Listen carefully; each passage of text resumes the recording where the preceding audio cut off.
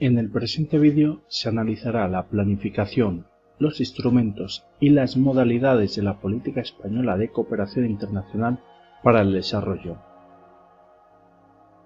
Este asunto se encuadra dentro del tema 10 del bloque tercero referido a políticas públicas.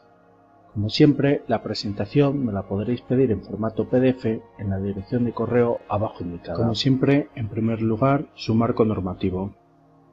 Este se encuadra dentro de los artículos 8 a 14 de la Ley 23/1998 de 7 de julio de Cooperación Internacional para el Desarrollo. En cuanto a la planificación, partimos de que estamos analizando la política española de cooperación internacional para desarrollo. Esta se establece a través de planes directores y planes anuales. Actualmente se rige el quinto Plan Director de Cooperación Española. Tres características de estos planes directores. En primer lugar, es el elemento básico de planificación, es decir, va a haber posteriormente planes de desarrollo, que esos son los planes anuales. Segunda característica, su formulación es cada 4 años. Y la tercera característica es su contenido. Este contenido va desde las líneas generales y directrices básicas, pasando por objetivos, prioridades, recursos, documentación, zona geográfica o países preferentes de cooperación. El siguiente aspecto a analizar son los instrumentos. Es decir, la política española de cooperación internacional, para su desarrollo, se pone en práctica a través de una serie de instrumentos. Estos instrumentos han sido preguntados no solo en examen tipo test, sino en preguntas cortas. Por lo tanto, de aquí que podamos ver que es importante. 4 instrumentos. En primer lugar, la cooperación técnica. En segundo lugar, una cooperación tanto económica como financiera. En tercer lugar, la ayuda humanitaria. Pero esta ayuda humanitaria debemos entenderla desde 3 puntos de vista distintos: la alimentaria, la de emergencia y la de operaciones de mantenimiento de la paz. Todas ellas se instrumentan mediante acuerdos bilaterales o multilaterales. Y por último, el cuarto instrumento es la educación para el desarrollo y la sensibilización social. Como se ha analizado anteriormente, el primer instrumento es la cooperación técnica.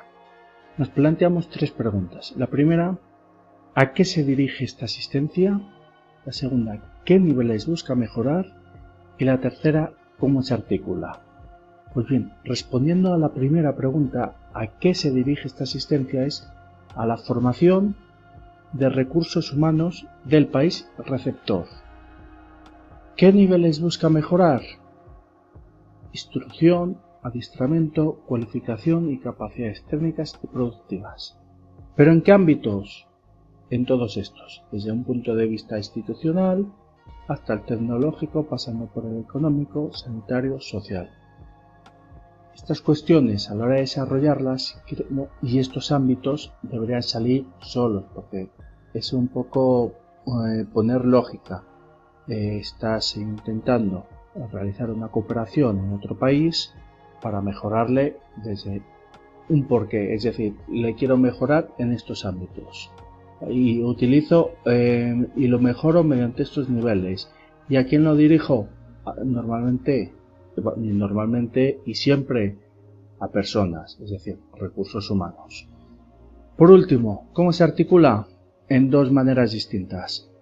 En programas y proyectos de refuerzo de formación y capacitación, subrayamos la formación y capacitación, y otros programas y proyectos que son de asesoramiento técnico. Viene a decir un poquito en este aspecto que se va a asesorar con expertos, con agentes sociales, con organizaciones no gubernamentales, con empresas españolas. De ahí ese asesoramiento técnico. El segundo instrumento es la cooperación económica y financiera. Hay que entenderlo como que la cooperación económica va por un lado y la financiera va por otro. ¿En qué consiste la cooperación económica?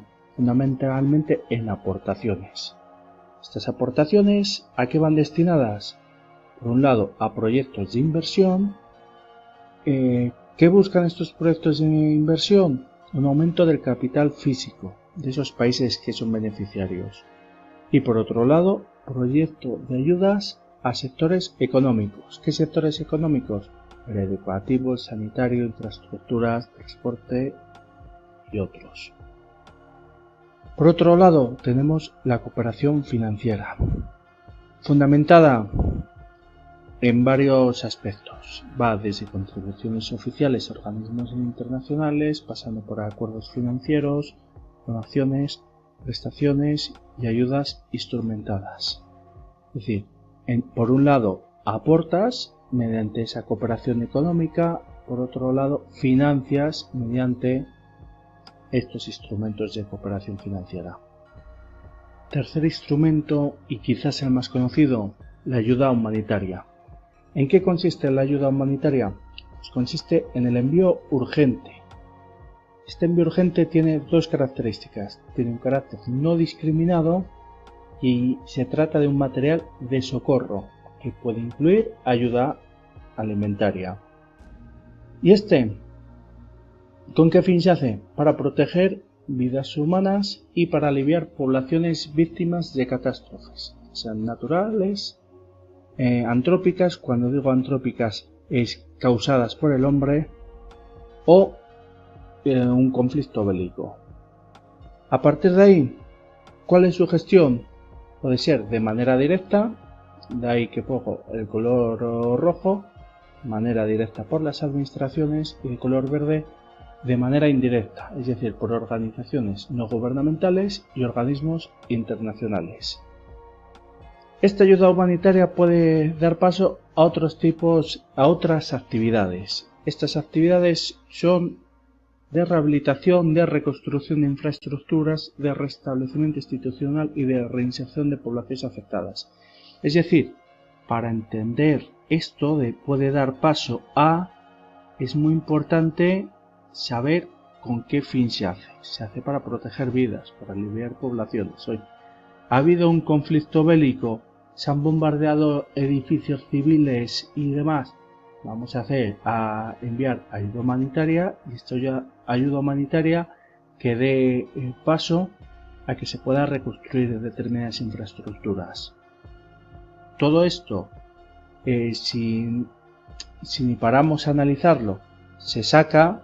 Lo único que ahora me diréis, lo difícil es decirlo el día del examen. Bueno, pues tenemos un poco las ideas, si nos sirve un poco la memoria visual de este tipo de esquemas, creo que se puede sacar eso que nos piden para poner pues, una línea sobre ayuda humanitaria en el caso que nos preguntaran los instrumentos. En cuanto al cuarto y último instrumento, tenemos la educación para el desarrollo y sensibilización social.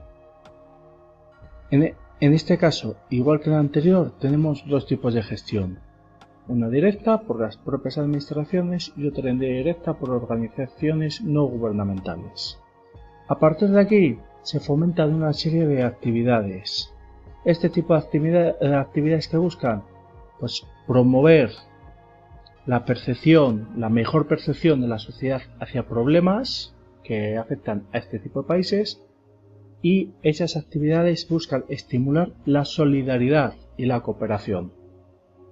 A partir de ahí, ¿con qué medios? Pues desde campañas de divulgación hasta apoyo a las iniciativas en favor del comercio justo y consumo responsable, pasando por los servicios de información y programas formativos. Por último, nos encontramos con las modalidades de la política española de cooperación internacional para el desarrollo. Estas son dos. Nos encontramos con una cooperación bilateral y una cooperación multilateral. La cooperación bilateral consiste en un conjunto de actividades que se pueden realizar de dos maneras distintas. Una directamente, con el país receptor, de ahí que el cuadradito esté de color rojo, y por otra, instrumentadas a través de organizaciones que están desprovistas de carácter oficial.